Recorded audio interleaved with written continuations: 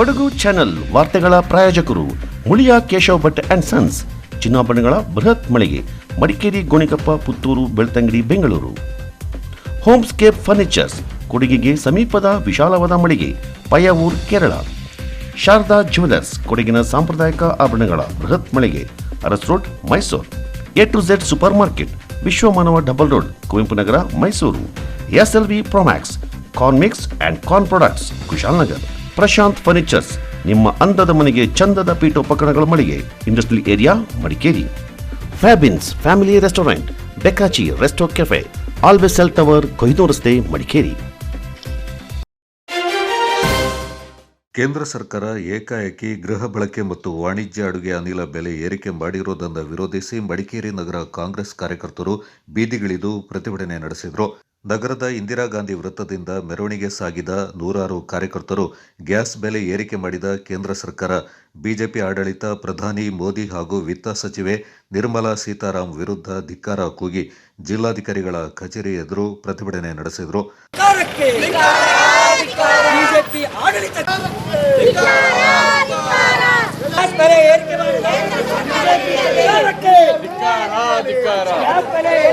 BJP ಸರ್ಕಾರಕ್ಕೆ ಅನ್ಕೊಂಡಲ್ಲ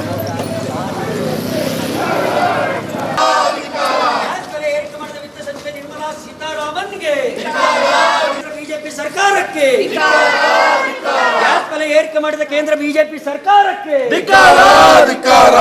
gas ಬೆಲೆ ಏರಿಕೆ ಮಾಡಿದ ಕೇಂದ್ರ ಬಿಜೆಪಿ ಸರ್ಕಾರಕ್ಕೆ, ಗ್ಯಾಸ್ ಬೆಲೆ ಏರಿಕೆ ಮಾಡಿದ ಕೇಂದ್ರ ನರೇಂದ್ರ ಮೋದಿ ಸರ್ಕಾರಕ್ಕೆ,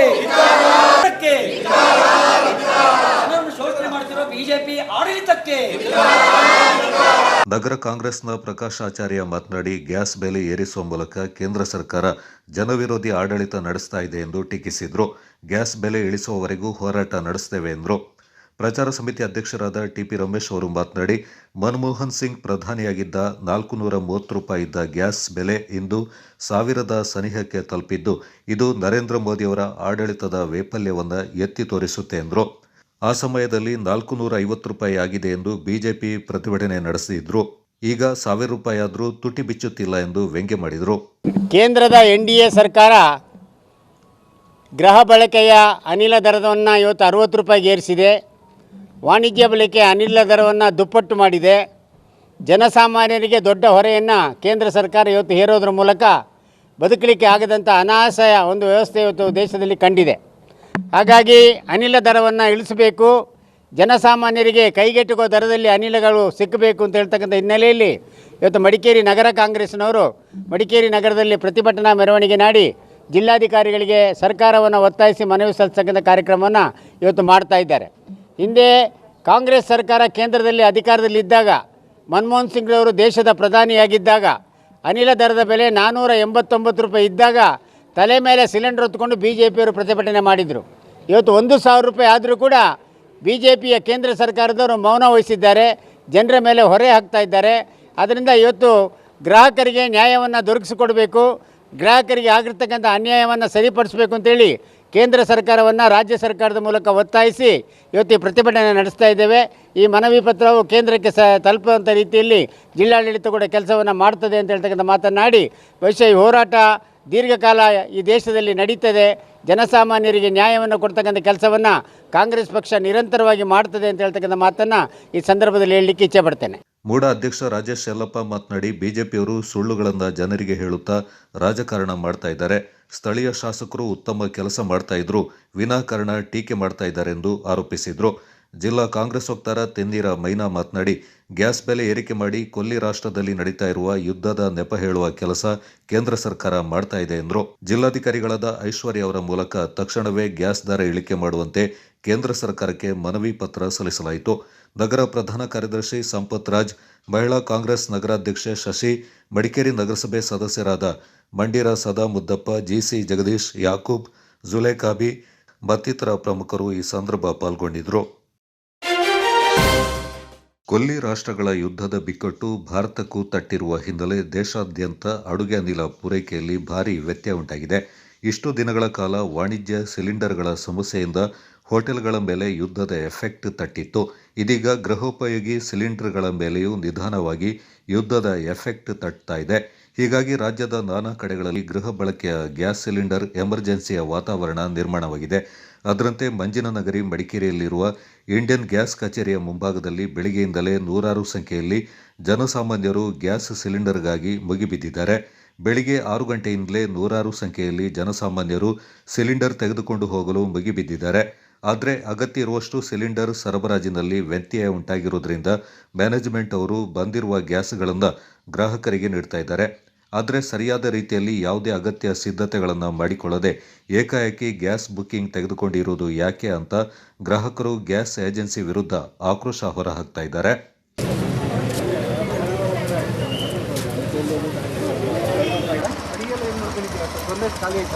ಒಲೆ ಇದೆ, ಒಲೆ ಮಾಡ್ಕೊಂಡಿದ್ದೀರಾ? ಬೆಂಕಿ ಒಲೆ ಇದೆ. ಹಾಂ, ಹೌದು, ಒಲೆ ಸೌದೆ.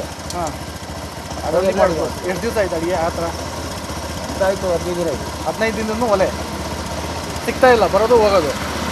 ಅದನ್ನೇ ಮಾತ್ರ ಆಯ್ತಲ್ಲ, ದಿನ ಬರ್ತಾಯಿದ್ದೀನಿ ಒಯ್ತೀನಿ ನೀನು ಇಲ್ಲ ಅಂತ. ಸೇವಿದ್ದೀನಿ, ಇದಕ್ಕಿಂತ ಬೇಕಾ? ಚೆನ್ನಾಗಿದ್ದೀರಿ ನೋಡಿ, ಇಲ್ಲಿ ಒಂಚೂರು ಇದೆ ಚೆನ್ನಾಗಿ ಬಿಡಿ. ಹಾಂ, ಒಂದಷ್ಟು ಚೆನ್ನಾಗಿ ಬರಲಿ ಅಂತ ಹಂಗೆ ಮಾಡಿ.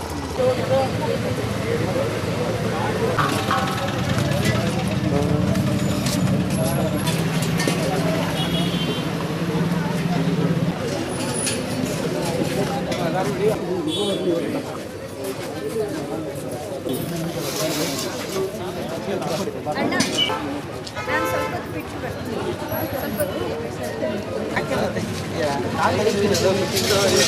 ಬರ್ತೀನಿ. ಯಾವಾಗ ಬರೋ ದಿವಸದ್ದು? ಬೇರೆ ವ್ಯವಸ್ಥೆ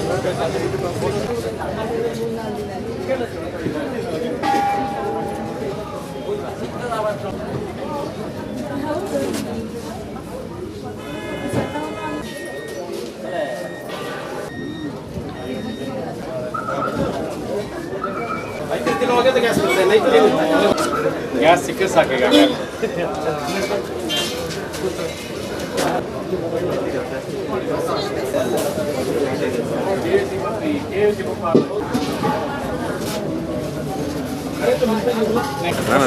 ಒಂದು ಶಾಟ್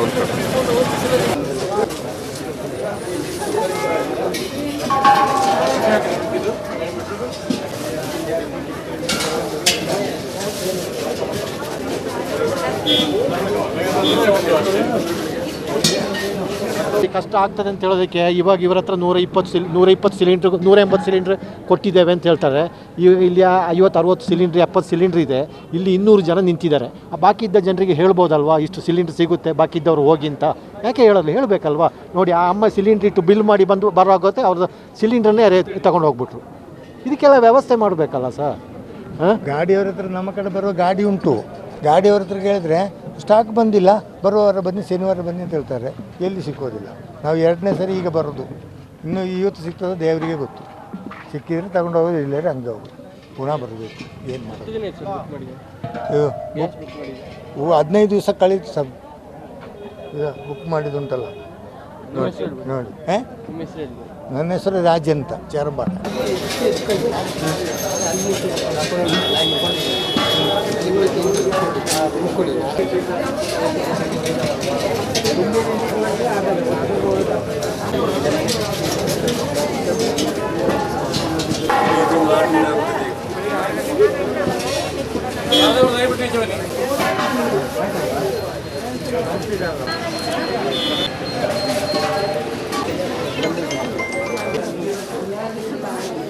ನಾಳೆ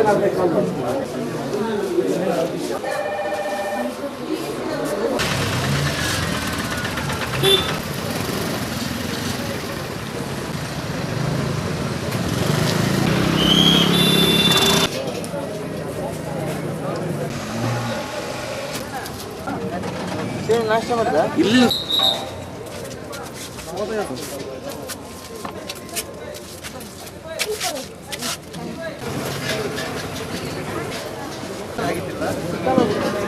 ಸ್ವಲ್ಪ ಸೈಡ್ ಬಿಡಿ.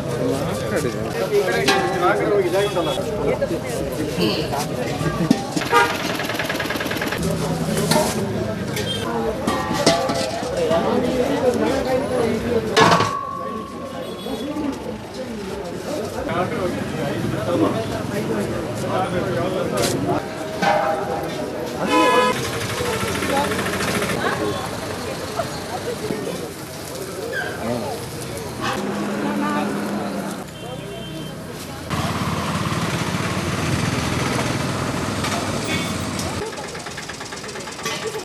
ಅದು ಸರ್ವರ್ ಏನೋ ಪ್ರಾಬ್ಲಮ್ ಇದೆ, ಬರ್ತಾ ಇರೋದು.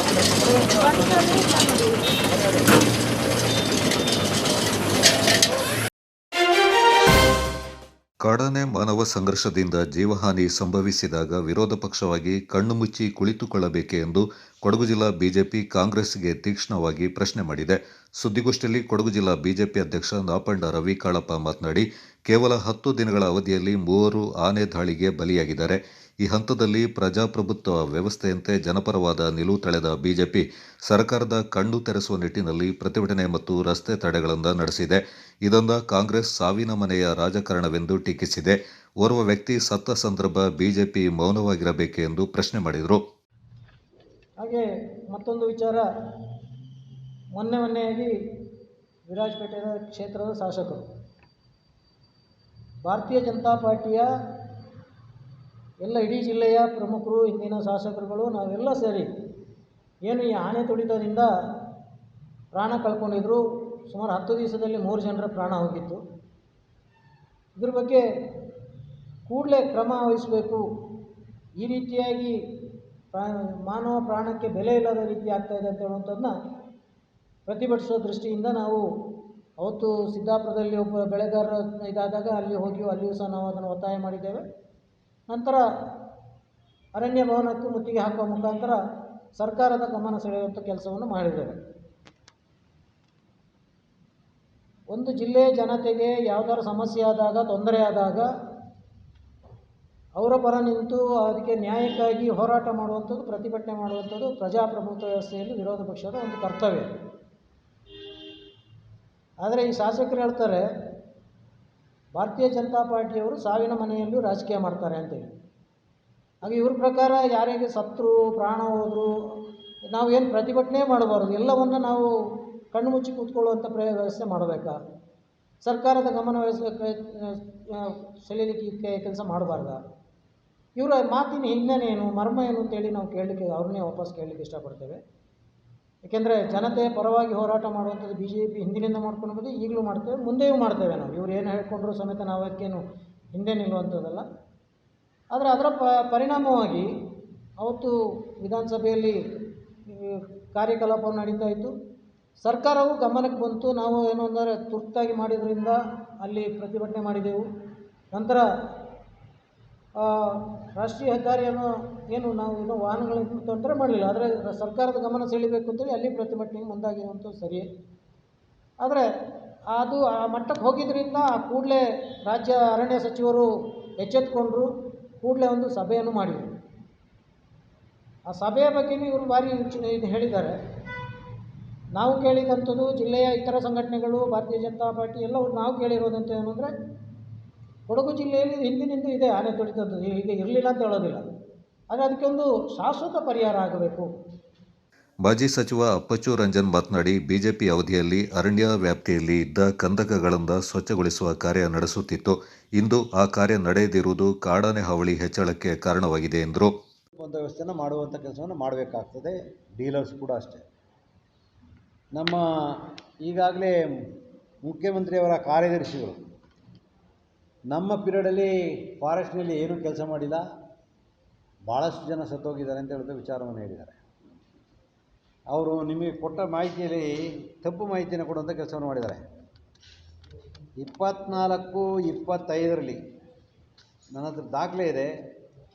ಸುಮಾರು 14 ಕಾಡು ಪ್ರಾಣಿಗಳಿಂದ ಮರಣ ಆಗುವಂಥ ವ್ಯವಸ್ಥೆ ಆಗಿದೆ. ಅಲ್ಲ, 24-25ರಲ್ಲಿ 23 ಆಗಿರುವಂಥದ್ದು. 24ರಲ್ಲಿ ಸುಮಾರು 14 ಆಗಿದೆ. 22ರಲ್ಲಿ ನಮ್ಮ ಪೀರಿಯಡಲ್ಲಿ ಕೂಡ 21-22ರಲ್ಲಿ 6 ಆಗಿದೆ.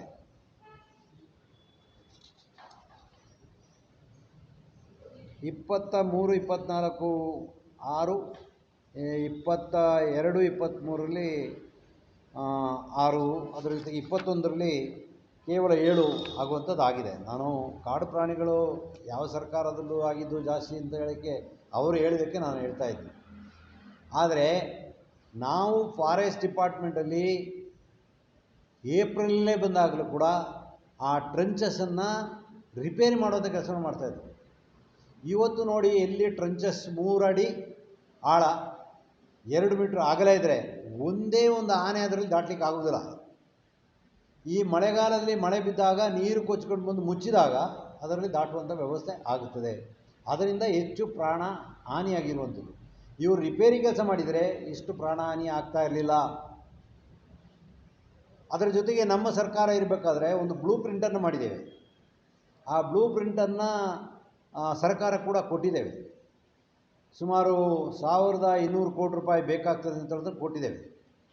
ಎಂಎಲ್ಸಿ ಸುನಿಲ್ ಸುಬ್ರಹ್ಮಣಿ ಮಾತನಾಡಿ, ಅಮೆರಿಕ, ಇಸ್ರೇಲ್ ಹಾಗೂ ಇರಾನ್ ನಡುವಿನ ಯುದ್ಧದ ನಡುವೆಯೂ ಪ್ರಧಾನಿ ಮೋದಿಯವರು ದೇಶಕ್ಕೆ ಅಗತ್ಯವಾದ ಕಚ್ಚಾ ತೈಲವನ್ನು ಪಡೆಯುವ ನಿಟ್ಟಿನಲ್ಲಿ ಪ್ರಯತ್ನಗಳನ್ನು ಮಾಡಿರುವುದನ್ನು ಅಭಿನಂದಿಸಬೇಕೆಂದರು. ಗೋಷ್ಠಿಯಲ್ಲಿ ಜಿಲ್ಲಾ ಬಿಜೆಪಿ ಪ್ರಧಾನ ಕಾರ್ಯದರ್ಶಿ ಮಹೇಶ್ ಜೈನಿ, ವಕ್ತಾರರಾದ ಬಿಕೆ ಅರುಣ್ ಕುಮಾರ್, ಮಾಧ್ಯಮ ಪ್ರಮುಖ ಸಜಿಲ್ ಕೃಷ್ಣ ಪಾಲ್ಗೊಂಡಿದ್ದರು. ಭಾಗಮಂಡಲದ ಮೇಲ್ಸೇತುವೆ ಬಳಿ ಶಾಸಕರ ಅನುದಾನದಲ್ಲಿ ನೂತನವಾಗಿ ನಿರ್ಮಾಣಗೊಂಡ ಆಟೋ ರಿಕ್ಷಾ ನಿಲ್ದಾಣವನ್ನು ಶಾಸಕ ಎ ಸ್ಪಂದಣ್ಣವರು ಉದ್ಘಾಟಿಸಿದರು. ಸ್ಥಳೀಯ ಆಟೋ ಚಾಲಕರ ಮನವಿಗೆ ಸ್ಪಂದಿಸಿದ ಶಾಸಕರು ಈ ಹಿಂದೆ ತಮ್ಮ ಅನುದಾನದಲ್ಲಿ ಆಟೋ ತಂಗುದಾಣ ನಿರ್ಮಿಸಲು ಅನುವು ಮಾಡಿಕೊಟ್ಟಿದ್ದರು. ಇದೀಗ ಪೂರ್ಣಗೊಂಡ ಆಟೋ ನಿಲ್ದಾಣವನ್ನು ಶಾಸಕರು ಉದ್ಘಾಟಿಸಿ ಶುಭ ಕೋರಿದರು. ಈ ಸಂದರ್ಭ ಶಾಸಕರು, ಆಟೋ ಚಾಲಕರು ಕೂಡ ಜನಸೇವೆಯಲ್ಲಿ ಇರುವಂಥವರು. ಸುಸಜ್ಜಿತ ಆಟೋ ನಿಲ್ದಾಣದೊಂದಿಗೆ ಪ್ರಯಾಣಿಕರಿಗೆ ಉತ್ತಮ ಸೇವೆ ನೀಡುವ ಗುರಿಯಿಂದ ಪ್ರತಿಯೊಬ್ಬರು ಬೆಳೆಸಿಕೊಳ್ಳಬೇಕೆಂದರು. ಈ ಸಂದರ್ಭ ನಾಪಕ್ಲು ಬ್ಲಾಕ್ ಅಧ್ಯಕ್ಷ ಇಸ್ಮಾಯಿಲ್, ವಲಯ ವೆಂಕಟೇಶ್ ಕೋಳಿಬೈಲು, ಸುನಿಲ್ ಪತ್ರವೋ ಮತ್ತಿತರ ಪ್ರಮುಖರು ಪಾಲ್ಗೊಂಡಿದ್ದರು. ವಿರಾಜಪೇಟೆ ಬಾಳ್ಗೋಡಿನಲ್ಲಿ ನಡೀತಾ ಇರುವ ಅನಧಿಕೃತ ಲಕ್ಸುರಿ ಬಡಾವಣೆ ಮುಂದೆ ಪ್ರತಿಭಟನೆ ನಡೆಯಿತು. ಕೇರಳ ಮೂಲದ ಪಣಿಕ್ಕರ್ ಡೆವಲಪರ್ಸ್ ಎಂಬ ಸಂಸ್ಥೆ ಕೊಡಗಿನ ಪರಿಸರ ನಾಶಕ್ಕೆ ಕಾರಣವಾಗಿದೆ. ಜಿಲ್ಲಾಧಿಕಾರಿಗಳು ತಕ್ಷಣ ಈ ಬಡಾವಣೆಯ ಕಾಮಗಾರಿಯನ್ನು ನಿಲ್ಲಿಸಬೇಕು ಅಂತ ಪರಿಸರ ರಕ್ಷಣಾ ಸಮಿತಿಯ ಮುಖಂಡರಾದ ಕರ್ನಲ್ ಚೆಪ್ಪಡಿರ ಮುತ್ತಣ್ಣ ಮಾಹಿತಿಯನ್ನು ನೀಡಿದರು. ಅಲ್ಲದೆ ಈ ಕಾಮಗಾರಿಗೆ ಅನುಮತಿ ನೀಡಿದ ಎಲ್ಲ ಅಧಿಕಾರಿಗಳ ವಿರುದ್ಧ ಕಾನೂನು ಕ್ರಮ ಕೈಗೊಳ್ಳಲು ಮನವಿ ಮಾಡಿದರು.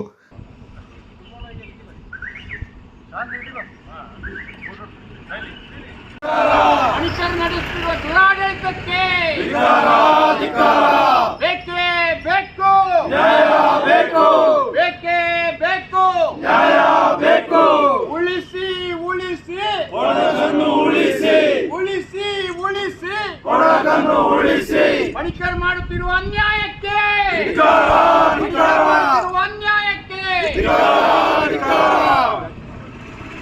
ಇಲಾಖೆ ಮಾಡುತ್ತಿರುವ ಅನ್ಯಾಯಕ್ಕೆ ಹಣ್ಣು ಮುಚ್ಚಿ ಕುಳಿತಿರುವ ಅರಣ್ಯ ಇಲಾಖೆಗೆ. ಚೆಪ್ಪುಡಿಯ ಮುತ್ತಣ್ಣ, ಮಾಜಿ ಸೈನಿಕ. ನಮ್ಮ ಜೊತೆಯಲ್ಲಿ ವಿಭಿನ್ನ ಸಂಘ ಸಂಸ್ಥೆ ಇಲ್ಲಿ ಜನರು ಕೊಡಗಿಂದ ಬಂದಿದ್ದಾರೆ. ಇವಾಗ ನೀವು ನೋಡ್ತಾ ಇದ್ದೀರಾ, ನಮ್ಮ ಹಿಂದ್ಗಡೆ ಇಲ್ಲಿ ಒಂದು ದೊಡ್ಡ ಗೇಟೆಡ್ ಕಮ್ಯುನಿಟಿ ಪ್ರಾಜೆಕ್ಟ್ ಬರ್ತಾ ಇದೆ, ಪಣಿಕರ್ಸ್. ಅಲ್ಲಿ ಬೋರ್ಡ್ ನೋಡಿ, ಆತಿಥ್ಯ ಪಣಿಕರ್ಸ್ ಪ್ರಾಜೆಕ್ಟ್, ಪ್ಯಾರಡೈಸ್ ಇನ್ ಕೊಡಗು ಅಂತ ಹೇಳ್ತಾರೆ. ಇದು ಪ್ಯಾರಡೈಸ್ ಅಲ್ಲ, ಇದು ಕೊಡಗು ನಾಶ ಮಾಡುವಂತ ಯೋಜನೆ. ಮತ್ತೆ ಇದರದ್ದು ಏನ್ ವಿಷಯ ಅಂದ್ರೆ, ಕರ್ನಾಟಕ ಲ್ಯಾಂಡ್ ರೆವಿನ್ಯೂ ಆಕ್ಟ್ 64 ಅಂತ ಒಂದು ಕಾನೂನು ಇದೆ. ಇದು ಕಾನೂನದ ಉಲ್ಲಂಘನೆ ಮಾಡಿ ಈ ಪ್ರಾಜೆಕ್ಟ್ ಮಾಡ್ತಾ ಇರೋದು. ಆ ಕಾನೂನು ಪ್ರಕಾರ ಕೊಡಗಿನಲ್ಲಿ ಕಾಫಿ ತೋಟ, ಗದ್ದೆ, ಬಾಣೆ ಇಂಥ ಜಾಗನ ಭೂ ಪರಿವರ್ತನೆ ಮಾಡೋಂಗೇನೆ ಇಲ್ಲ. ನಾವು ಏನ್ ಕೇಳ್ತೀವಿ, ಈ ಪ್ರಾಜೆಕ್ಟು ಮತ್ತೆ ಇದೇ ರೀತಿ ಬೇರೆ ಪ್ರಾಜೆಕ್ಟ್ ಎಲ್ಲ ರದ್ದಾಗಬೇಕು. ಮತ್ತೆ ಯಾರು ಇವ್ರಿಗೆ ಪರ್ಮಿಷನ್ ಕೊಟ್ಟಿದ್ದಾರೆ ಅವ್ರ ಮೇಲೆ ಆಕ್ಷನ್ ಆಗ್ಬೇಕು. ಇದು ಒಂದು ಉದಾಹರಣೆಗೆ ನಾವು ಇಲ್ಲಿ ಹೋರಾಟ ಮಾಡ್ತಾ ಇದ್ದೀವಿ. ಆದ್ರೆ ಇಡೀ ಕೊಡಗಿನಲ್ಲಿ ಈ ಪ್ರಕಾರದ ಯಾವ್ದೆಲ್ಲ ಯೋಜನೆ ಬರ್ತದೆ ಅದೆಲ್ಲ ನಾವು ವಿರೋಧ ಮಾಡಿ ನಮ್ಮ MLAs, MP ಮತ್ತೆ ಚೀಫ್ ಮಿನಿಸ್ಟರ್ ಎಲ್ಲರಿಗೂ ನಾವು ಮನವಿ ಕೊಟ್ಟು ಈ ಹೋರಾಟ ನಾವು ನಿಲ್ಲಿಸೋದಿಲ್ಲ. ನ್ಯಾಯ ಎಷ್ಟುವರೆಗೆ ಸಿಗ್ತದೆ ಅಷ್ಟುವರೆಗೆ ನಾವು ಈ ಹೋರಾಟನ ನಿಲ್ಲಿಸೋದಿಲ್ಲ. ರಾಜೀವ್ ಬೋಪಯ್ಯ ಮಾತನಾಡಿ, ಈ ಕಾಮಗಾರಿಯಲ್ಲಿ ಅನೇಕ ಮರಗಳ ಹನನ ಮಾಡಲಾಗಿದೆ. ಅರಣ್ಯ ಇಲಾಖೆಯ ಅಧಿಕಾರಿಗಳು ಇಲ್ಲಿ ಶಾಮೀಲಾಗಿದ್ದಾರೆ ಎಂದು ಆರೋಪಿಸಿದ್ರು. ನನಗೆ ಏನಂತಾನೆ ಅರ್ಥ ಆಗೋದಿಲ್ಲ. ಕೊಡಗಿನಲ್ಲಿ ಯಾರು ಬರ್ತಾರೆ, ಎಲ್ಲಿ ಹೋಗ್ತಾರೆ, ಯಾರು ಇರ್ತಾರೆ, ನಮ್ಮದ ಕೊಡಗಂದ್ರೆ ನಾವೇನಾದ್ರೂ ಇಲ್ಲಿ ಇರ್ಬೋದಾ ಬೇಡವಾ ಏನು ಅರ್ಥ ಆಗ್ತಿಲ್ಲ. ಯಾಕೆಂತ ಹೇಳಿದ್ರೆ ಅಷ್ಟೊಂದು ಇವತ್ತು ಯಾರು ಆ ಜಾಗದಲ್ಲಿ ಇರ್ತಾರೆ, ನಾಳೆ ಓನರ್ಶಿಪ್ ಬೇರೆ ಕಡೆ ಇರ್ತದೆ. ನಾನು ಜಿಲ್ಲಾಧಿಕಾರಿಗಳಲ್ಲಿ ಒಂದು ಮನವಿಯನ್ನ ಮಾಡ್ತೀನಿ ಈ ಸಂದರ್ಭದಲ್ಲಿ. ಜಿಲ್ಲಾಧಿಕಾರಿಗಳ ನೀವು ಆಫೀಸಲ್ಲಿ ಕೂರೋದ್ರ ಬದಲಾಗಿ ಒಂದು ರೌಂಡ್ ವಿಸಿಟ್ ಬನ್ನಿ ಕೊಡಗಿನಲ್ಲಿ, ಒಂದು ತಿಂಗಳಿಗೊಮ್ಮೆ. ನಿಮಗೆ ರಸ್ತೆ ಬದಿಲಿ ಏನ್ ನಡೀತಿದೆ, ಹೊಳೆ ಬದಿಲಿ ಏನ್ ನಡೀತಿದೆ, ಏನೇನು ಆಗ್ತಿದೆ ಅಂತ ಹೇಳಿ ನಿಮ್ ಗಮನಕ್ಕೆ ಬರಬೇಕು. ಇದು ಯಾವುದೋ ಒಂದು AC ಚಾಂಬರ್ಲಿ ಕೂತ್ಕೊಂಡು ಆಡಳಿತ ಮಾಡುವಂತ ವ್ಯವಸ್ಥೆಯಿಂದ ಹೊರಬನ್ನಿ ಅಂತ ತಮ್ಮನ್ನ ಮನವಿಯನ್ನ ಮಾಡ್ತೀನಿ. ಏನಂತ ಹೇಳಿದ್ರೆ, ನನಗೆ ನನ್ನ ಅಜ್ಜಂದು ನನ್ನ ತಂದೆ ಮಾಡಿದ ಕೆಲವೊಂದು ಆಸ್ತಿಗಳಿದೆ. ಆದ್ರೆ ನನಗೆ ಏನ್ ಮಾಡ್ಬೇಕಂತ ಅದರಲ್ಲಿ ಗೊತ್ತಿಲ್ಲ. ಮರ ಕಡಿಬೋದಾ, ಕಡಿಬಾರ್ದಾ, ಅಲ್ಲಿ ಕನ್ವರ್ಷನ್ ಮಾಡ್ಬೋದಾ, ಮಾಡಬಾರ್ದಾ, ನನಗೆ ಕಾನೂನಿಂದ ಬಹಳ ದೂರ ಇದ್ದೀನಿ, ನನಗೆ ಗೊತ್ತಿಲ್ಲ ಅದು. ಆದ್ರೆ ಜಿಲ್ಲಾಧಿಕಾರಿಗಳು ಗಡಿನಾಡ್ ಅಂದ್ರೆ ಏನು, ಗಡಿನಾಡ್ ಅಭಿವೃದ್ಧಿ ಮಂಡಳಿ ಅಂತ ಒಂದಿದೆ. ಅದು ಎಷ್ಟು ಕಿಲೋಮೀಟರ್ ಒಳಗೆ ಬರ್ತದೆ, ಆ ಕಿಲೋಮೀಟರ್ ಒಳಗೆ ಮಾಡ್ಬೋದಾ ಮಾಡಬಾರ್ದಾ ಇದು ನನಗೆ ಗೊತ್ತಿಲ್ಲ. ಅವ್ರು ತಿಳಿಸ್ಕೊಡ್ಬೇಕು, ಪಬ್ಲಿಕ್ ನೋಟಿಸ್ ಹಾಕ್ಬೇಕು ಅವ್ರು. ಯಾಕೆಂತ ಹೇಳಿದ್ರೆ ಇದು ಬಹಳ ಸುಮಾರು ಟೈಮಿಂದ ಈ ಗಲಾಟೆ ನಡೀತಾನೆ ಇದೆ. ಅವರು ಜಿಲ್ಲಾಧಿಕಾರಿಗಳು ಮನವಿ ಇಷ್ಟೇ, ನೀವು ಗಡಿಯಿಂದ ಎಷ್ಟು ದೂರದವರೆಗೆ ಏನು ಮಾಡಬಾರ್ದು. ಗಡಿನಾಡ್ ಅಂತ ಹೇಳಿದ್ರೆ ಏನು, ಯಾಕೆಂತ ಹೇಳಿದ್ರೆ ನನ್ನ ಮಟ್ಟಿಗೆ ಗಡಿನಾಡಿಂದ 10 ಕಿಲೋಮೀಟರ್ ಒಳಗೆ ಇದೆ. 10 ಕಿಲೋಮೀಟರ್ ಒಳಗೆ ಏನೆಲ್ಲ ಮಾಡಬಹುದು ಅಂತ ಹೇಳೋದನ್ನ ಜಿಲ್ಲಾಧಿಕಾರಿಗಳು ನಮಗೆಲ್ಲ ತಿಳಿಸ್ಕೊಡ್ಬೇಕಂತ. ಕೊಡಗು ಹಿತರಕ್ಷಣಾ ವೇದಿಕೆ ಮಾಲೇಟಿರ ಶ್ರೀನಿವಾಸ್ ಮಾತನಾಡಿ, ಪಣಿಕರ್ ಅವರು ಕೊಡಗಿನ ಜನರನ್ನು ಹೆದರಿಸುವ ಕಾರ್ಯಕ್ಕೆ ಮುಂದಾಗಿದ್ದಾರೆ. ಇದು ಸರಿಯಲ್ಲ, ನಾವು ಯಾವುದೇ ಪುಕಾರಿಗೆ ಹೆದರೋದಿಲ್ಲ ಎಂದರು. ಸೇವು ಕೊಡಗು ಸಂಸ್ಥೆಯ ಪದ್ಮಿನಿ ಶಶಿಧರ್ ಮಾತನಾಡಿ, ಪಣಿಕರ್ ಅವರು ಇತ್ತೀಚೆಗೆ ಪತ್ರಿಕಾಗೋಷ್ಠಿ ನಡೆಸಿ ನಾವು ಕೊಡಗನ್ನ ಅಭಿವೃದ್ಧಿ ಮಾಡುತ್ತೇವೆ ಎಂದು ತಿಳಿಸಿದ್ದಾರೆ. ಅವರಿಗೆ ಕೊಡಗಿನ ಬಗ್ಗೆ ಕಾಳಜಿ ಇದ್ರೆ ಅಥವಾ ಅವರ ಬಳಿ ಹೆಚ್ಚು ಹಣವಿದ್ರೆ, ಕೊಡಗಿನ ಅನೇಕ ಹಾಡಿಗಳಲ್ಲಿ ಬಡವರ ಮನೆಗಳಿದ್ದು ಮೂಲಭೂತ ಸೌಕರ್ಯಗಳಿಂದ ವಂಚಿತರಾಗಿದ್ದಾರೆ. ಅಂತವರ ಅಭಿವೃದ್ಧಿ ಮಾಡಲಿ, ಅದು ಬಿಟ್ಟು ಹಣವಂತರಿಗೆ ಕೊಡೆ ಹಿಡಿಯುವ ಕೆಲಸ ಬೇಡ ಎಂದರು. ಈಗ ಮೊನ್ನೆ ಇವರು ಪಣಿಕರ್ ಅವರು ಒಂದು ಕೂರ್ಗ್ ಚಾನೆಲ್ ಅಲ್ಲಿ ಒಂದು ಮೀಟಿಂಗ್ ಅರೇಂಜ್ ಮಾಡಿದ್ರು. ಈವನ್ ನಾವು ಬಂದು ಕೊಡಗ್ನ ಅಭಿವೃದ್ಧಿ ಮಾಡ್ತೀವಿ, ಈವನ್ ನಾವು ಈಗ 20 ಅಡಿ ರೋಡ್ ಲೇಔಟ್ ಎಲ್ಲ ಮಾಡ್ತಾ ಇದ್ರೆ, ನಾವು 40 ಅಡಿ ರೋಡ್ ಮಾಡ್ತೀವಿ. 40 ಅಡಿ ರೋಡ್ ಮಾಡಿ ನಾವು ಕೊಡಗನ್ನ ತುಂಬಾ ಇಂಪ್ರೂವ್ಮೆಂಟ್ ಇದೆಲ್ಲ ಒಳ್ಳೆ. ಬಟ್ ನೀವು ಪ್ರಟವಾಗಿ ಹೇಳಿದ್ರೆ ಕೊಡಗಿನ ನೀವು ಇಂಪ್ರೂವ್ಮೆಂಟ್ ಮಾಡೋದೇ ಬೇಡ. ಕೊಡಗಿನ ಈಗ ಪ್ರವಾಸಿಗರು ಬರ್ತಾ ಇರೋದು, ಕೊಡಗಿನ ಈ ಹಸಿರನ್ನ ಕಣ್ತುಂಬಿಸಬೇಕು, ಮತ್ತೆ ಈ ಕೊಡಗಿನ ನಮ್ಮ ನೈಸರ್ಗಿಕ ವ್ಯವಸ್ಥೆ ಏನಿದೆ ಅದನ್ನ ನೋಡ್ಕೊಳ್ಳಿಕ್ಕೆ ಇಲ್ಲಿ ಬರ್ತಾ ಇರೋದು. ಇಲ್ಲಿ ಬಂದು ಲೇಔಟ್ ನೋಡ್ಲಿಕ್ಕೋ ಇಲ್ಲ ನಿಮ್ಮ ಈ ತರ ಈ ದಂಧೆಗಳನ್ನ ನೋಡ್ಲಿಕ್ಕೋ ಬರ್ತಾ ಇಲ್ಲ. ಈಗ ಈ ತರ ವಿಷಯಗಳನ್ನ ನೀವು ಪುನಃ ಲೇಔಟ್ಗಳು ಈ ತರ ದೊಡ್ಡ ದೊಡ್ಡ ಕಾಮಗಾರಿಗಳು ಮಾಡ್ತಾ ಹೋದ್ರೆ ನಮ್ಮ ಈ ಪರಿಸರ ಏನಾಗುತ್ತೆ ಅಂದ್ರೆ ಎಲ್ಲ ನಾಶ ಆಗುತ್ತೆ. ಇನ್ನು ಇಲ್ಲಿ ಬರೋ ಪ್ರವಾಸಿಗರು ಬರೋದು ಕಡಿಮೆ ಆಗುತ್ತೆ. ಇವನ್ ಇಲ್ಲಿ ಪ್ರವಾಸೋದ್ಯಮದಿಂದನೇ ನಮ್ಗೆ ಸ್ವಲ್ಪ, ಈಗ ನಾವು ಬಿಸ್ನೆಸ್ ಮಾಡೋದ್ರಿಂದ ನಮ್ಗೆ ಪ್ರವಾಸಿಗರು ಬಂದ್ರೇನೆ ಇಲ್ಲಿ ವ್ಯಾಪಾರ ಆಗೋದು. ಈ ತರ ದೊಡ್ಡ ದೊಡ್ಡ ಇರೋ ಕಾಫಿ ತೋಟಗಳು, ಇರೋ ಎಸ್ಟೇಟ್ಗಳೆಲ್ಲ ಈ ತರ ದೊಡ್ಡ ದೊಡ್ಡ ಲೇಔಟ್ಗಳು ಮಾಡ್ಕೊಂಡು ಹೋದ್ರೆ ಯಾವ ಪ್ರವಾಸಿಗರು ಬರಲ್ಲ. ಆಲ್ರೆಡಿ ನೋಡ್ಬೇಕಾದ್ರೆ ಈಗ ಗೋಣಿಕೊಪ್ಪ ಫುಲ್ ಡಲ್ ಆಗಿದೆ. ಹಾಗೆ ಎಲ್ಲ ಪ್ರತಿಯೊಂದು ಏನು ಸಣ್ಣ ಪುಟ್ಟ ಪಟ್ಟಣಗಳು ಏನಿದೆಯೋ ಈ ದೊಡ್ಡ ದೊಡ್ಡ ಎಲ್ಲ ಬರೀ ಕಾಮಗಾರಿ ಆಗ್ಬಿಟ್ರೆ ಎಲ್ಲಿ ಬರ್ತಾರೆ ಪ್ರವಾಸಿಗರು ಅಲ್ಲಿಂದ ಈಗ ಬ್ಯಾಂಗ್ಳೂರು ಮೈಸೂರಿಂದ ಸಿಟಿಯಿಂದ ಬರೋರು ಏನ್ ಕಂಡಿಲ್ಲ. ಈಗ 2 ದಿನ ಇದ್ರೂ ಒಂದು ಖುಷಿಯಾಗಿತ್ತು, ನಮ್ಮ ಪರಿಸರ ಏನಿದೆ ಅದನ್ನ ನೋಡ್ಕೊಂಡು ಕಣ್ತುಂಬ್ಕೊಂಡು ಹೋಗ್ಬೇಕು ಅಂತ ಇರ್ತಾರೆ. ಈ ತರ ಕಾಮಗಾರಿಗಳನ್ನ ಅಲ್ಲ, ನಿಮ್ಮ ಹತ್ರ ದುಡ್ಡಿದೆ, ಪಣಿಕರವ್ರಿಗೆ ನಿಮ್ಮ ಹತ್ರ ದುಡ್ಡಿಗೆ ನೀವು ಇಂಪ್ರೂವ್ಮೆಂಟ್ ಮಾಡ್ಬೇಕು ಅಂತಿಲ್ಲ. ನೀವು ಹಾಡಿಗಳು ಬನ್ನಿ, ಪಾಪ ಎಷ್ಟು ಜನರು ಮನೆ ಇದ್ದಾರೆ. ಕೂರ್ಗ್ ಬ್ಲಡ್ ಫೌಂಡೇಶನ್ ಕರ್ನಾಟಕ ಸಂಸ್ಥೆಯ ಸ್ಥಾಪಕ ಅಧ್ಯಕ್ಷರಾದ ಸಮೀರ್ ಎಂ ಮಡಿಕೇರಿ ಅವರಿಗೆ ಕಾವ್ಯಶ್ರೀ ಚಾರಿಟೇಬಲ್ ಟ್ರಸ್ಟ್ ಜಾನಪದ ಸಂಭ್ರಮ 2026 ರತ್ನಶ್ರೀ ರಾಜ್ಯ ಮಟ್ಟದ ಪ್ರಶಸ್ತಿಯಿಂದ ಬೆಂಗಳೂರಿನಲ್ಲಿ ಪ್ರದಾನ ಮಾಡಲಾಯಿತು. ರೋಗಿಗಳಿಗೆ ರಕ್ತದ ವ್ಯವಸ್ಥೆ ಮಾಡುವುದು ಹಾಗೂ ಹಲವಾರು ಕ್ಷೇತ್ರಗಳಲ್ಲಿ ಗುರುತಿಸಿಕೊಂಡು ಸಮಾಜ ಸೇವೆಯಲ್ಲಿ ತೊಡಗಿಸಿಕೊಂಡಿರುವ ಸಮೀರ್ ಅವರ ಸಮಾಜಮುಖಿ ಕಾರ್ಯವನ್ನು ಪರಿಗಣಿಸಿ ಈ ಪ್ರಶಸ್ತಿಯನ್ನು ನೀಡಲಾಗಿದೆ. ಪ್ರಶಸ್ತಿ ಸ್ವೀಕಾರದ ಸಂದರ್ಭ ಕೂರ್ಗ್ ಬ್ಲಡ್ ಫೌಂಡೇಶನ್ ಕರ್ನಾಟಕ ಸಂಸ್ಥೆ ಉಪಾಧ್ಯಕ್ಷ ಆಸಿಫ್, ಪ್ರಮುಖರಾದ ಜಮೀರ್ ಹಾಗೂ ಸಾಹಿಲ್ ಹಾಗೂ ಇಸಾಕ್ ಪಾಲ್ಗೊಂಡಿದ್ದರು. ವಿರಾಜಪೇಟೆ ತಾಲೂಕಿನ ಚೆಂಬೆಬೆಳ್ಳೂರು ಸುತ್ತಮುತ್ತಲ ಗ್ರಾಮ ವ್ಯಾಪ್ತಿಯ ಕಾಫಿ ತೋಟಗಳಲ್ಲಿ ಬೀಡುಬಿಟ್ಟು ಗ್ರಾಮಸ್ಥರಲ್ಲಿ ಆತಂಕ ಮೂಡಿಸಿದ್ದ ಕಾಡಾನೆಯಿಂದ ಸೆರೆಹಿಡಿಯುವಲ್ಲಿ ಅರಣ್ಯ ಇಲಾಖೆ ಯಶಸ್ವಿಯಾಗಿದೆ. ದುಬಾರೆ ಮತ್ತು ಮತ್ತಿಗೋಡು ಶಿಬಿರದ ಸಾಕಾನೆಗಳಾದ ಅಭಿಮನ್ಯು, ಮಹೇಂದ್ರ, ರಂಜನ್, ಭೀಮಾ, ಸುಗ್ರೀವ ಹಾಗೂ ಹರ್ಷನ ಸಹಕಾರದಿಂದ ಸತತ 5 ಗಂಟೆಗಳ ಕಾರ್ಯಾಚರಣೆಯ ಬಳಿಕ ಕಾಡಾನೆ ಸೆರೆಯಾಯಿತು. ಚೆಂಬೆಬೆಳ್ಳೂರು ಗ್ರಾಮದ ಕಾಫಿ ತೋಟವೊಂದರ ಸಮೀಪ ಕಂಡುಬಂದ ಕಾಡಾನೆಗೆ ವನ್ಯಜೀವಿ ವೈದ್ಯಾಧಿಕಾರಿ ಡಾಕ್ಟರ್ ರಮೇಶ್ ಹಾಗೂ ಕುಶಾಲನಗರ ಉಪ ಅರಣ್ಯಾಧಿಕಾರಿ ಶಾರ್ಪ್ ಶೂಟರ್ ಕನ್ನಂಡ ರಂಜನ್ ಅವರು ಬಂದೂಕಿನ ಮೂಲಕ ಅರವಳಿಕೆ ನೀಡಿದರು. ಸೆರೆಯಾದ ಕಾಡಾನೆಯಿಂದ ಸಾಕಾನೆಗಳ ಸಹಕಾರದಿಂದ ಮತ್ತಿಗೋಡು ಶಿಬಿರಕ್ಕೆ ಸ್ಥಳಾಂತರ ಮಾಡಲಾಯಿತು. ಚೆಂಬೆಬೆಳ್ಳೂರು, ದೇವಣಗೆರೆ, ಬೆಳ್ಳರಿಮಾಡು, ಕುಕ್ಲೂರು, ಪದಕೋಟೆ, ಐಮಗ್ಗಲ, ಮೈತಾಡಿ, ಕದನೂರು, ಬಿಳುಗುಂದ, ಹಾಲಗುಂದ ಹಾಗೂ ಅಂಬತ್ತಿ ಸುತ್ತಮುತ್ತಲ ಗ್ರಾಮಗಳಲ್ಲಿ ಬೀಡು ಬಿಟ್ಟಿದ್ದ ಕಾಡಾನೆ ತೋಟಗಳಲ್ಲಿ ದಾಂಧಲೆ ನಡೆಸಿ ಕೃಷಿ ಫಸಲು ನಷ್ಟಕ್ಕೆ ಕಾರಣವಾಗಿತ್ತು ಮತ್ತು ಸ್ಥಳೀಯರ ಮೇಲೆ ದಾಳಿಗೂ ಯತ್ನಿಸಿತ್ತು. ಗ್ರಾಮಸ್ಥರ ಒತ್ತಾಯದ ಹಿನ್ನೆಲೆ ಮುಖ್ಯಮಂತ್ರಿಗಳ ಕಾನೂನು ಸಲಹೆಗಾರರು ಹಾಗೂ ವಿರಾಜಪೇಟೆ ಶಾಸಕರಾದ ಎಸ್ ಪೊನ್ನಣ್ಣ ಅವರು ಕಾಡಾನೆ ಸೆರೆಗೆ ಸೂಚನೆಯನ್ನು ನೀಡಿದರು. ಜಿಲ್ಲಾ ಮುಖ್ಯ ಅರಣ್ಯ ಸಂರಕ್ಷಣಾಧಿಕಾರಿ ಸೋನಲ್ ವೃಷ್ಣಿ ಹಾಗೂ ವಿರಾಜಪೇಟೆ ತಾಲೂಕು ಉಪ ಅರಣ್ಯ ಸಂರಕ್ಷಣಾಧಿಕಾರಿ ಜಗನ್ನಾಥ್ ಅವರ ಮಾರ್ಗದರ್ಶನದಲ್ಲಿ ಕಾರ್ಯಾಚರಣೆ ನಡೆಯಿತು. ಮಡಿಕೇರಿ ಡಿಸಿಎಫ್ ರಮೇಶ್, ಎಸಿಎಫ್ ಗೋಪಾಲ್, ಜಿಲ್ಲಾ ಪೊಲೀಸ್ ವರಿಷ್ಠಾಧಿಕಾರಿ ಆರ್ಎನ್ ಬಿಂದುಮಣಿ, ವಿರಾಜಪೇಟೆ ವಲಯ ಅರಣ್ಯಾಧಿಕಾರಿ ಶಿವರಾಮ್, ತಿತಿಮತಿ ವಲಯ ಅರಣ್ಯಾಧಿಕಾರಿ ಗಂಗಾಧರ್, ಡಾಕ್ಟರ್ ಚೆಟ್ಟಿಯಪ್ಪ, ಅರಣ್ಯ ಇಲಾಖೆಯ ಸಿಬ್ಬಂದಿಗಳು ಸೇರಿದಂತೆ ನೂರಾರು ಅಧಿಕ ಮಂದಿ ಕಾರ್ಯಾಚರಣೆಯಲ್ಲಿ ಪಾಲ್ಗೊಂಡಿದ್ದರು. ಹಾಕತ್ತೂರಿಂದ ಸ್ಪಂದನ ಯೂತ್ ಫೌಂಡೇಶನ್ನ ನೂತನ ಪದಾಧಿಕಾರಿಗಳ ಆಯ್ಕೆ ಪ್ರಕ್ರಿಯೆ ನಡೆಯಿತು. ಅಧ್ಯಕ್ಷರಾಗಿ ಸುನಿಲ್ ಕುಮಾರ್ ಕೆಎಸ್ ಆಯ್ಕೆಗೊಂಡಿದ್ದಾರೆ. ಸಂಘಟನೆಯ ಸಭೆಯಲ್ಲಿ ನೂತನ ಪದಾಧಿಕಾರಿಗಳಿಂದ ಆಯ್ಕೆ ಮಾಡಲಾಯಿತು. ಕಾರ್ಯದರ್ಶಿಯಾಗಿ ಮಿಲನ್ ಪೂಜಾರಿ ಬಿಎಸ್ ಹಾಗೂ ಉಪಾಧ್ಯಕ್ಷರಾಗಿ ಪೊಂದಪ್ಪ ಅಣ್ಣು ಆಯ್ಕೆಗೊಂಡಿದ್ದಾರೆ. ನೂತನ ಅಧ್ಯಕ್ಷ ಸುನಿಲ್ ಕುಮಾರ್ ಮಾತನಾಡಿ, ನೂತನವಾಗಿ ಆಯ್ಕೆಯಾದ ಉತ್ಸಾಹಿ ಯುವ ಪದಾಧಿಕಾರಿಗಳ ತಂಡವು ಮುಂಬರುವ ದಿನಗಳಲ್ಲಿ ಶಿಕ್ಷಣ ಮತ್ತು ಆರೋಗ್ಯ ಕ್ಷೇತ್ರದಲ್ಲಿ ಇನ್ನಷ್ಟು ಜನಪರ ಕಾರ್ಯಕ್ರಮಗಳನ್ನು ಹಮ್ಮಿಕೊಳ್ಳುವ ದೃಢ ಸಂಕಲ್ಪ ಹೊಂದಿದೆ ಎಂದರು.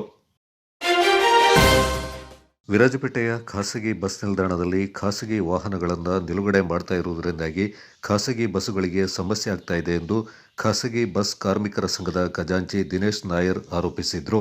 ಖಾಸಗಿ ಬಸ್ ನಿಲ್ದಾಣದಲ್ಲಿ ವಾಹನಗಳ ಪಾರ್ಕಿಂಗ್ನಿಂದಾಗಿ ಉಂಟಾಗ್ತಾ ಇರುವ ಸಮಸ್ಯೆಗಳ ಕುರಿತು ಮಾಧ್ಯಮದವರಿಗೆ ಮಾಹಿತಿ ನೀಡಿದ ದಿನೇಶ್, ದಿನನಿತ್ಯದ ಸಂಬಳಕ್ಕಾಗಿ ದುಡಿಯುವ ಕಾರ್ಮಿಕ ವರ್ಗದ ಬಸ್ ಚಾಲಕ ಮತ್ತು ನಿರ್ವಾಹಕರು ಇಲ್ಲಿದ್ದಾರೆ. ಬಸ್ ನಿಲ್ದಾಣದಲ್ಲಿ ಬಂದು ಅವರಿಗೆ ತಿನ್ನಲು ಕುಡಿಯಲು ಕೇವಲ 5ರಿಂದ 10 ನಿಮಿಷಗಳ ಕಾಲಾವಧಿ ಇರುತ್ತೆ. ಅಂತಹ ಸಂದರ್ಭದಲ್ಲಿ ನಿಲ್ದಾಣದೊಳಗೆ ಖಾಸಗಿ ವಾಹನ ನಿಲುಗಡೆ ಮಾಡಿಕೊಂಡು ಬಸ್ ಚಾಲಕರಿಗೆ ತೊಂದರೆ ಕೊಡ್ತಾರೆ. ಬಸ್ ಟರ್ನ್ ಮಾಡುವ ಸಂದರ್ಭ ಅಚಾನಕ್ಕಾಗಿ ಯಾವುದಾದ್ರೂ ವಾಹನಕ್ಕೆ ತಾಗಿದ್ರೆ ಚಾಲಕರ ಮೇಲೆ ತಪ್ಪು ಹೊರಿಸಲಾಗುತ್ತೆ. ಈ ಹಿಂದೆ ಒಂದು ಸಾಲಿನಲ್ಲಿ ಮಾತ್ರ ವಾಹನ ನಿಲುಗಡೆಗೆ ಅವಕಾಶ ಕೊಡಲಾಗಿತ್ತು. ಇದೀಗ 3-4 ಸಾಲಿನಲ್ಲಿ ವಾಹನ ನಿಲುಗಡೆ ಮಾಡಿಕೊಂಡು ಬಸ್ಸಿನವರಿಗೆ ಸಮಸ್ಯೆ ಮಾಡ್ತಾ ಇದ್ದಾರೆ. ಈ ಬಗ್ಗೆ ಪುರಸಭೆಯವರು ಕ್ರಮ ತೆಗೆದುಕೊಳ್ಳಬೇಕು. ಈ ಹಿಂದೆ ಪುರಸಭೆಗೆ ಮನವಿ ಮಾಡಿದರೂ ಕೂಡ ಯಾವುದೇ ಪ್ರಯೋಜನವಾಗಿಲ್ಲ. ಇಲ್ಲಿ ವಾಹನ ನಿಲುಗಡೆ ಮಾಡಲು ಅವಕಾಶ ನೀಡಿರುವುದನ್ನು ಕೈಬಿಡಬೇಕೆಂದು ಒತ್ತಾಯಿಸಿದರು. ದಿನೇಶ್ ನಾಯಕ್ ಅಂತ. ಈಗ ನಮ್ಮ ಬಸ್ ಕಾರ್ಮಿಕರಿಗೆ ಏನು ಸಮಸ್ಯೆ ಇದೆ ಅಂದರೆ, ಬರೋದೇ ಟೈಮಲ್ಲಿ ಅವರಿಗೊಂದು ಕಾಫಿ ತಿಂಡಿಗೆ ಟೈಮ್ ಇರಲ್ಲ, ಒಂದು 5 ನಿಮಿಷ 10 ನಿಮಿಷ ಟೈಮ್ ಇರುತ್ತೆ. ಆ ಟೈಮಲ್ಲಿ ಈಗ ಸಿಂಗಲ್ ಲೈನ್ ಪಾರ್ಕಿಂಗ್ ಅಂತೇಳಿ ಪಟ್ಟಣ ಪಂಚಾಯತಿಯವರು ಕೊಟ್ಟಿದ್ದರು. ಈಗ ಅದೇನಾಗಿದೆ ಅಂತ ಹೇಳಿದ್ರೆ 4-5 ಲೈನ್ಗಿಂತ ಕಾರುಗಳು ಬಂದು ಪಾರ್ಕ್ ಮಾಡ್ತಾರೆ. ಅದನ್ನು ವಸೂಲಾತಿ ಮಾಡುವವರು ಅದರಿಂದ ಇಸ್ಕೊಂಡಿದ್ದಕ್ಕಾಗಿ ಅವರು ಸಹ ನಾವು ನಿಲ್ಲಿಸ್ಬೇಡಿ ಅಂತ ಹೇಳಿದ್ರೆ ಕೇಳಲ್ಲ. ನಾವು ಪಾರ್ಕಿಂಗ್ ಕೊಡ್ತಾ ಇದ್ದೀವಿ, ನೀವು ಯಾರು ಕೇಳೋಕ್ಕೆ ಅಂತೇಳಿ ನಮ್ಮ ಹತ್ರ ವಾಗ್ವಾದಕ್ಕೆ ಬರ್ತಾರೆ. ಸೊ ಈಗ ಏನಾಗಿದೆ ಅಂತ ಹೇಳಿದ್ರೆ, ಈಗ ಬಸ್ ಅವರು ಏನೋ ತಿರುಗಿಸುವಾಗ ಏನೋ ಸ್ವಲ್ಪ ಟಚ್ ಆದ್ರೂ ಕಾಸ್ಟ್ಲಿಗೆ ಕಾರು ಇರ್ತದೆ, ಕಾರು ಅವರು ಕೇಸ್ ಮಾಡ್ತೀನಿ ಅಂತ ಹೇಳ್ತಾರೆ. ಕೇಸ್ ಮಾಡಿ ಅಂತ ಹೇಳಿದ್ರೆ ಮಿನಿಮಮ್ 10ರಿಂದ 15 ಸಾವಿರ ರೂಪಾಯಿ ನಾವು ಸೆಟ್ಲ್ಮೆಂಟ್ ಮಾಡಿ ಕಳಿಸೋದು. ಇದೇ ನಮ್ಮ ಪರಿಸ್ಥಿತಿ ಆಯಿತು. ಇದಕ್ಕೆ ಮಾಲೀಕರು ಏನು ಕೊಡೋಲ್ಲ, ನಮ್ಮದೇ ಬೇಜವಾಬ್ದಾರಿ ಹೇಳ್ಬಿಟ್ಟು ಚಾಲಕರ ಮೇಲೆ ಹಾಕ್ತಾರೆ. ಇದರಿಂದಾಗಿ ನಾವು ದಿನಕ್ಕೆ 600-700 ದುಡಿಯುವಂಥ ಚಾಲಕರು ಇದರಿಂದ ತುಂಬ ಒಂದು ಕಷ್ಟದಲ್ಲಿದೆ. ಅದಕ್ಕೆ ಪಟ್ಟಣ ಪಂಚಾಯತ್ ಈಗ ಪುರಸಭೆಯವರು ಮುಖ್ಯಾಧಿಕಾರಿಗಳು ದಯವಿಟ್ಟು ಇದ್ರ ಮೇಲೆ ಗಮನ ಕೊಟ್ಟು ಸಿಂಗಲ್ ಲೈನ್ ಪಾರ್ಕಿಂಗ್ಗೆ ವ್ಯವಸ್ಥೆ ಮಾಡಿಕೊಡಿ. ಅದು ಅಲ್ಲದೆ ಇಲ್ಲಿ ಪಾರ್ಕಿಂಗ್ನ ದಯವಿಟ್ಟು ಕ್ಯಾನ್ಸಲ್ ಮಾಡಿ ಅಂತ ನಾವು ಆಲ್ರೆಡಿ ಅಲ್ಲಿ ಕೊಟ್ಟಿದ್ದೀವಿ, ಅದು ಮಾಡಿಕೊಡ್ಬೇಕಂತ ಹೇಳ್ತೀವಿ. ನನ್ನ ಹೆಸರು ದುಡಿವಾಸ್ ಅಂತ, ಹುಡುಗ ಖಾಸಗಿ ಬಸ್ ಕಾರ್ಮಿಕ ಸಂಘದ ನಿರ್ದೇಶಕರು. ಈಗ ನಾವು ಈಗಾಗಲೇ 1 ತಿಂಗಳ ಹಿಂದೆ ನಮ್ಮ ಜಿಲ್ಲಾ DC ಅವರು ಕರೆದಂಥ ಬಜೆಟ್ ಪೂರ್ವಭಾವಿ ಅಭಿವೃದ್ಧಿ ಸಮಿತಿಯನ್ನು ಕರೆದಿದ್ದರು ಪುರಸಭೆಯಲ್ಲಿ. ಆ ಸಭೆ ನಾವು ಇದನ್ನು ಗಮನಕ್ಕೆ ತಂದಿದ್ದೀವಿ ಅವರಿಗೆ ಈ ಸಮಸ್ಯೆಗಳ ಬಗ್ಗೆ. ಆದರೂ ಈ ಖಾಸಗಿ ನಿಲ್ದಾಣನ ಮತ್ತೇನು ಅವರು ಶುಲ್ಕ ಕಡಿಯೋಕ್ಕೆ ಬಿಟ್ಟಿದ್ದಾರೆ. ನಾವು ಮನವಿ ಮಾಡಿದ್ದೀವಿ, ವಿರಾಜಪೇಟೆಯಲ್ಲಿ ನೀವು ಇದೊಂದನ್ನು ಬಿಟ್ಟುಕೊಡಿ, ನಮಗೆ ಸುಮಾರು 80ರಿಂದ 90 ಬಸ್ ಬರ್ತಾ ಉಂಟು. ಇಲ್ಲಿ ಬಹಳ ಕಷ್ಟ, ಕಿಷ್ಕಂದೆ ಆದ ಏರಿಯಾ ಇದು. ಹಾಗೂ ಬೆಳಗಿನ ಸಂಜೆ ಕೆಲವು ವಾಹನ ನಿಲ್ತಾ ಉಂಟು. ಈಗಾಗಲೇ ನಾವು ತಿಳಿಸಿದಂತೆ ಕರ್ನಾಟಕದಲ್ಲೂ ಎಲ್ಲೂ ಇಲ್ಲ ಈ ಖಾಸಗಿ ಬಸ್ ನಿಲ್ದಾಣದಲ್ಲಿ ಈ ಪ್ರೈವೇಟ್ ಗಾಡಿಗಳು ಬಂದು ನಿಲ್ಲಿಸೋ ವೆಹಿಕಲ್ಸ್ ನಿಲ್ಲಿಸೋದು ವ್ಯವಸ್ಥೆ ಎಲ್ಲೂ ಇಲ್ಲ. ಮಂಗಳೂರಲ್ಲಾಗಲಿ, ಉಡುಪಿಲಿ ಆಗಲಿ ಅಥವಾ ಇನ್ಯಾವುದೇ ಪರಿಶೀಲನೆ ಮಾಡಿದ್ರೆ ಸಿಗೋದಿಲ್ಲ. ಆದರೆ ವಿರಾಜಪೇಟೆಯಲ್ಲಿ ಮಾತ್ರ ಇದೊಂದು ಪದ್ಧತಿ ನಡೀತಾ ಉಂಟು. ಇದನ್ನು ನಮಗೆ ಭಾಳ ಕಷ್ಟ ಉಂಟು. ಈಗ ನಾಳೆ ದಿನ ಏನು ಪುನಃ ಹರಾಜು ಕರೀತಾರೆ ಅಂತ ಹೇಳ್ತಾರೆ, ಮರು ಹರಾಜು ಕರೀತಾರೆ. ಆ ಸಂದರ್ಭದಲ್ಲಾದರೂ ನಾವು ಈ ಮಾಧ್ಯಮ ಮುಖಾಂತರ ಮನವಿ ಮಾಡ್ಕೊತಿದ್ದೀವಿ. ಈ ಸಾರ್ವಜನಿಕರ ಪರವಾಗಿಯೂ ಬಸ್ ಕಾರ್ಮಿಕರ ಪರವಾಗಿಯೂ ಹಾಗೂ ಮಾಲೀಕರ ಪರವಾಗಿ ನಾವು ಮನವಿ ಮಾಡ್ಕೊತಿದ್ವಿ. ದಯವಿಟ್ಟು ಈ ಖಾಸಗಿ ಬಸ್ ನಿಲ್ದಾಣದಲ್ಲಿ ಏನು ಶುಲ್ಕವಿದೆ ಉಂಟು ಅದನ್ನು ಕೈ ಬಿಡಬೇಕಂತ ಕೇಳ್ಕೊತಿದ್ದೀವಿ. ಸಂಘದ ನಿರ್ದೇಶಕ ಜೂಡಿ ವಾಸ್, ಸದಸ್ಯರಾದ ಕಿಶನ್, ಸುರೇಶ್, ನಿರ್ದೇಶಕ ಮಹೇಶ್ ಈ ಸಂದರ್ಭ ಪಾಲ್ಗೊಂಡಿದ್ದರು. ಮಡಿಕೇರಿ ನಗರ ಕಾಂಗ್ರೆಸ್ನ ಪ್ರಧಾನ ಕಾರ್ಯದರ್ಶಿಯಾಗಿ ಕೋಚನ ಚೇತನ್ ಅವಿರೋಧ ಆಯ್ಕೆಯಾಗಿದ್ದಾರೆ. ಮಡಿಕೇರಿ ನಗರ ಕಾಂಗ್ರೆಸ್ ಅಧ್ಯಕ್ಷರಾದ ಪ್ರಕಾಶ್ ಆಚಾರ್ಯ ಅವರು ಕೋಚನ ಚೇತನ್ ಅವರನ್ನ ಪ್ರಧಾನ ಕಾರ್ಯದರ್ಶಿಯಾಗಿ ಆಯ್ಕೆಗೊಳಿಸಿ ಆದೇಶ ಮಾಡಿದ್ದು, ಚೇತನ್ ನಗರದ ದೇಚೂರು ನಿವಾಸಿಯಾಗಿದ್ದು ಕಳೆದ ಹಲವು ವರ್ಷಗಳಿಂದ ಕಾಂಗ್ರೆಸ್ ಪಕ್ಷದ ಸಕ್ರಿಯ ಕಾರ್ಯಕರ್ತರಾಗಿದ್ದಾರೆ. ನೀರು ಅಮೂಲ್ಯ ವಸ್ತು, ಅದನ್ನು ಅವಶ್ಯಕತೆಗೆ ತಕ್ಕಂತೆ ಮಿತವಾಗಿ ಬಳಸಬೇಕು, ಪೋಲು ಮಾಡಬೇಡಿ ಅಂತ ತುಮಕೂರು ಸಿದ್ಧಗಂಗಾ ಮಠದ ಸಿದ್ಧಲಿಂಗ ಮಹಾಸ್ವಾಮೀಜಿಯವರು ಹೇಳಿದ್ದಾರೆ. ಮಠದ ಆವರಣದಲ್ಲಿ ಏರ್ಪಡಿಸಿದ್ದ ವಿದ್ಯಾರ್ಥಿಗಳ ಸಾಮೂಹಿಕ ಪ್ರಾರ್ಥನೆ ಮತ್ತು ವಿಶ್ವ ಜಲ ದಿನದ ಮಹತ್ವ ಕುರಿತು ವಿದ್ಯಾರ್ಥಿಗಳಿಗೆ ಮಾರ್ಗದರ್ಶನ ಮಾಡಿದರು. ಜಗತ್ತಿನಾದ್ಯಂತ ಇಂದು ನೀರು ಎಲ್ಲರಿಗೂ ಎಲ್ಲದಕ್ಕೂ ಬೇಕಾಗಿದೆ, ಆದರೆ ಅದನ್ನು ಬಳಸುವ ರೀತಿ ಸರಿಯಿಲ್ಲವೆಂದರು.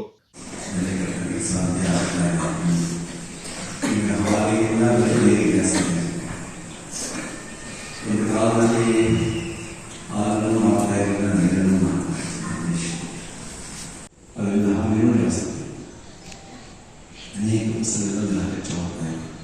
ಈಗ ಮಾಮೂಲಿ ಅನೇಕ ಆಗ್ತಾ ಇದೆ. ಅನೇಕ ಕಡೆಯಲ್ಲಿ ನಿಮಗೆ ಬೇರೆ ಬೇರೆ ಪ್ರಾಣಿಗಳನ್ನ ಬೆಳೆದಿದ್ದಾರೆ, ಎಲ್ಲರೂ ಕೂಡ ಹಾಳಾಗ್ತಾರೆ. ಅದರಿಂದ ನೀವು ನೀರಿನ ಬಗ್ಗೆ ಜಾಗೃತಿ ವಹಿಸಬೇಕು. ಮತ್ತು ನಾಳೆ ಯಾವ ಪೇಪರು? ಮ್ಯಾಥ್ಸ್ ಇದೆ ನಾಳೆ, ಅದರ ಬಗ್ಗೆ ಗಮನ ಇಟ್ಕೊಳ್ಳಿ.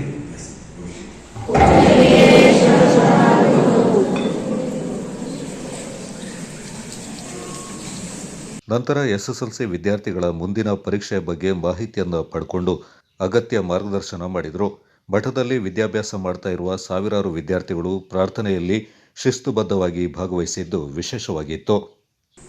ನೀರು, ಮೊದಲು ಗಾಳಿ, ಆಮೇಲೆ ನೀರು, ಆಮೇಲೆ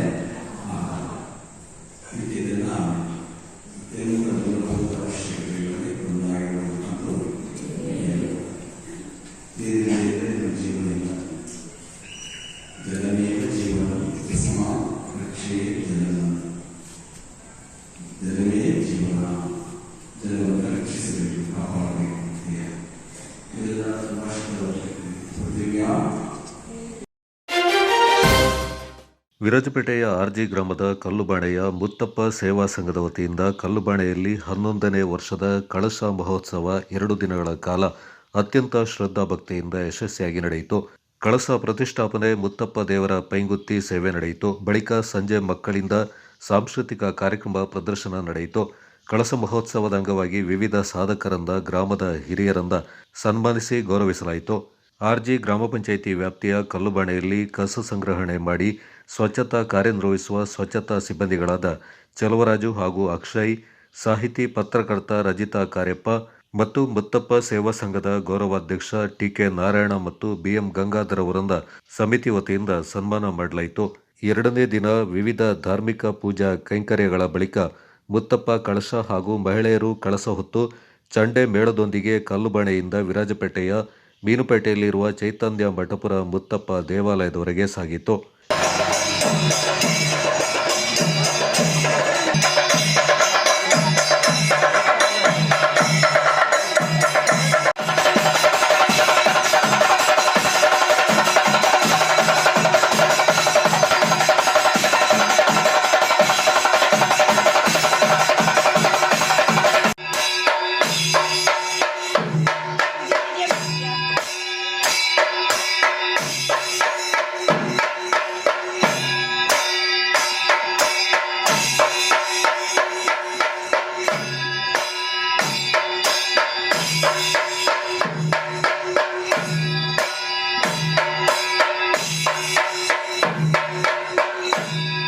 ಈ ಸಂದರ್ಭ ಮುತ್ತಪ್ಪ ಸೇವಾ ಸಂಘದ ಅಧ್ಯಕ್ಷರಾದ ವಾನಂಡ ಕಾವೇರಪ್ಪ, ಉಪಾಧ್ಯಕ್ಷ ಎಎನ್ ಗೋಪಾಲ, ಖಜಾಂಚಿ ಟಿಕೆ ರಾಜನ್, ಕಾರ್ಯದರ್ಶಿ ಬಿಎಸ್ ರಾಜ ಮತ್ತಿತರ ಪ್ರಮುಖರು ಪಾಲ್ಗೊಂಡಿದ್ದರು.